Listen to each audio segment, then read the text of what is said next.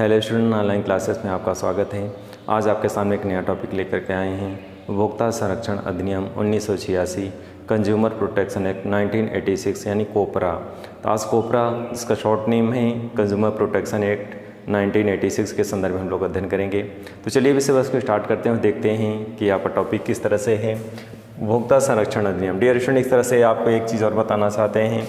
Book में या कोई भी सीरीज़ में आप मैटर को पढ़ेंगे तो उसमें एक क्वेश्चन को एक ही तरीके से पढ़ पाएंगे, लेकिन इस वीडियो के माध्यम से आप 2-3 तरह से आप प्रश्नों को समझ पाएंगे कि जैसे कंज्यूमर प्रोटेक्शन एक्ट क्या है, उसकी पृष्ठभूमि क्या थी, कैसे ये बनाया गया, उसके पृष्ठभूमि में किस तरह से आंदोलन चलाया गया, आंदोलन का क्या स्वरूप था, उपभोक्ता आंदोलन क्या कहते हैं, यानी एक साथ कई हम लोग प्रश्नों का अध्ययन करेंगे।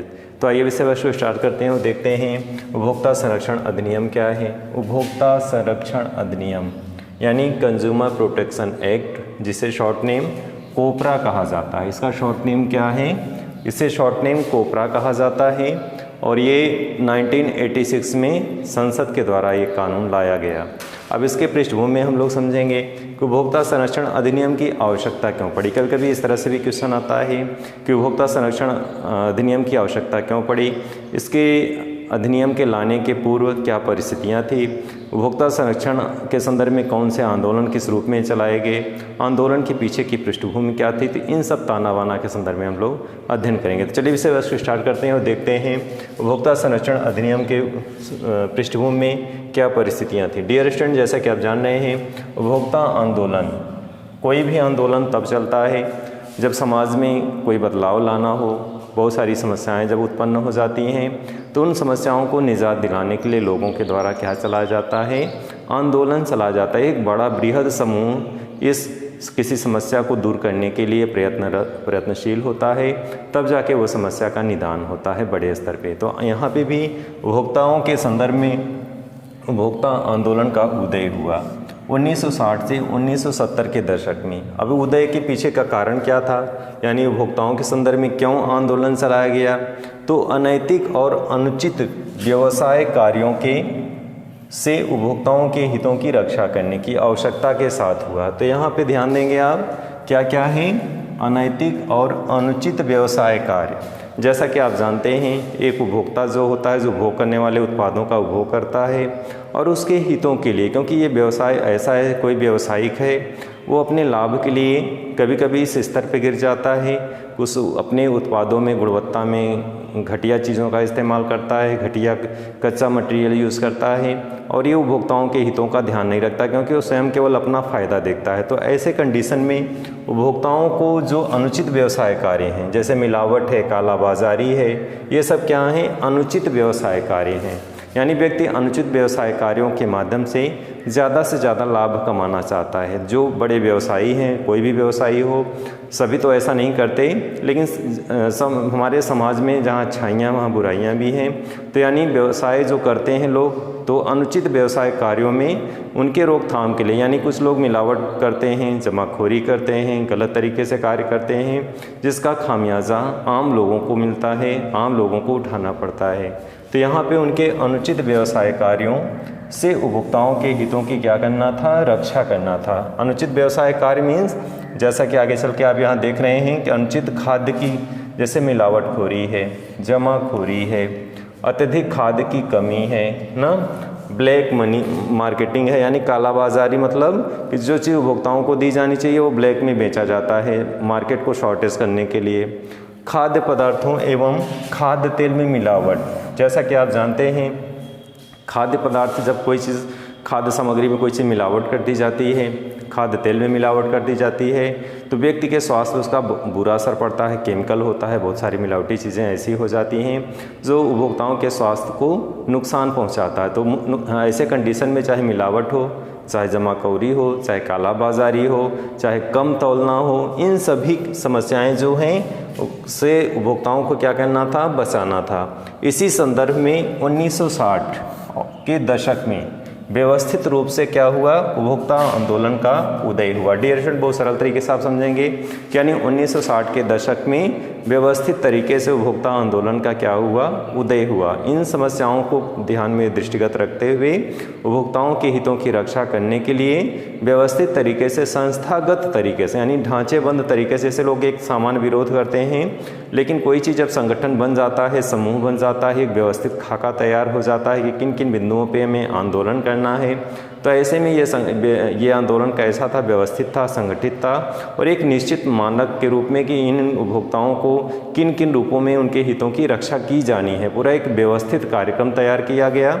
और इसके तहत क्या किया गया, 1960 के दशक में आंदोलन किया गया, यानी उपभोक्ताओं के हितों के संरक्षण के संदर्भ में कौन कौन सी मांगे हैं, उपभोक्ताओं को क्या क्या समस्याओं से निजात दिलाना है, किन किन समस्याओं को बचाना है, उन अनुचित व्यवसाय कार्यों को रोकने के लिए, उन्हें नियंत्रित करने के लिए 1960 के दशक में उपभोक्ता आंदोलन चलाया गया। तो इस चीज़ को आप जानते रहें कि 1960 के दशक में एक व्यवस्थित रूप से उपभोक्ताओं के हितों के संरक्षण के संदर्भ में आंदोलन चलाया गया।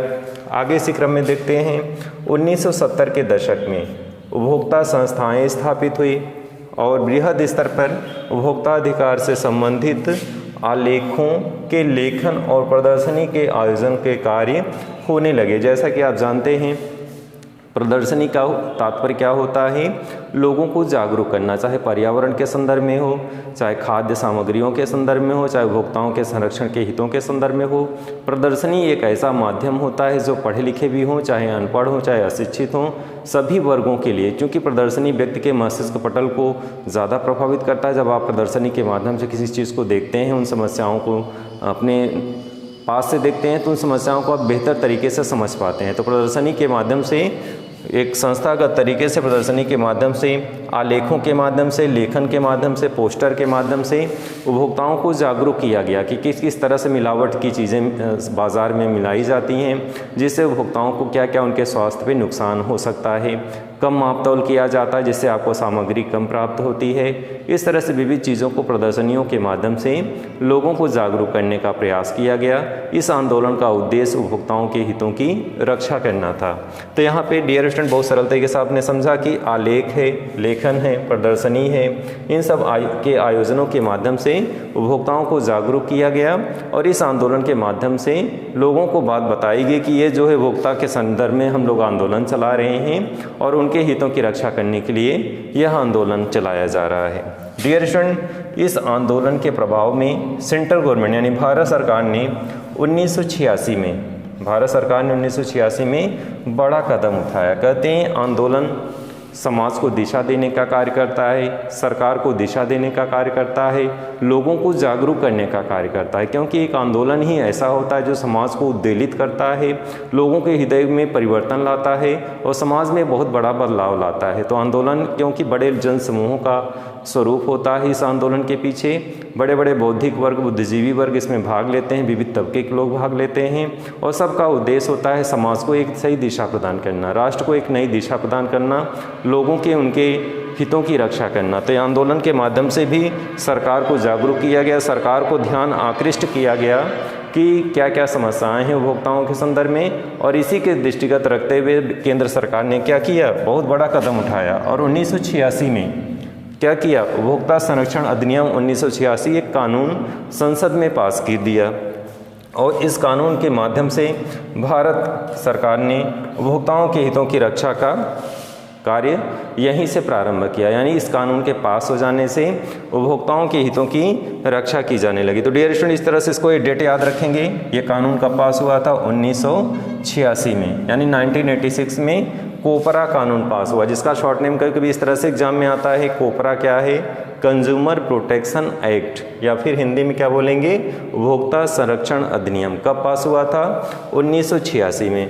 तो 1986 में ये कानून पास हुआ था और इस कानून के पास होने के कारण जो है उपभोक्ताओं के हितों की रक्षा किया जाने लगा। डियर स्टूडेंट, जो है बहुत ही महत्वपूर्ण ये कानून था और इस कानून के माध्यम से नागरिकों के हितों की क्या की गई, रक्षा की गई। तो ये बहुत ही महत्वपूर्ण कानून था जिसका नाम था उपभोक्ता संरक्षण अधिनियम 1986। डियर स्टूडेंट, इसी क्रम में आगे हम लोग बढ़ेंगे।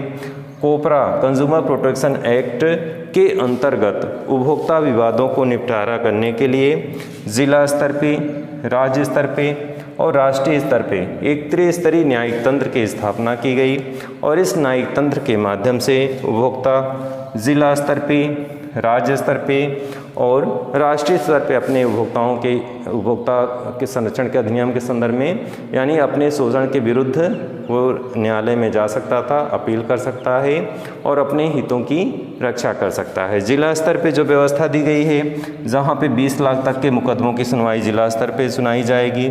इसी क्रम में है राज्य स्तर पे जो 20 लाख से लेकर के 1 करोड़ से ऊपर तक के मुकदमों की सुनवाई होगी और राज्य स्तर पे जिन मुकदमों के सुनवाई का समाधान नहीं हो पाएगा, ऐसे में उपभोक्ता राष्ट्रीय स्तर पे अपने समस्याओं का निपटारा करने के लिए राष्ट्रीय स्तर पे अपील कर सकता है। तो डियर स्टूडेंट, आज का वीडियो में बस इतना ही। अगले वीडियो में फिर से मिलेंगे, तब तक के लिए धन्यवाद।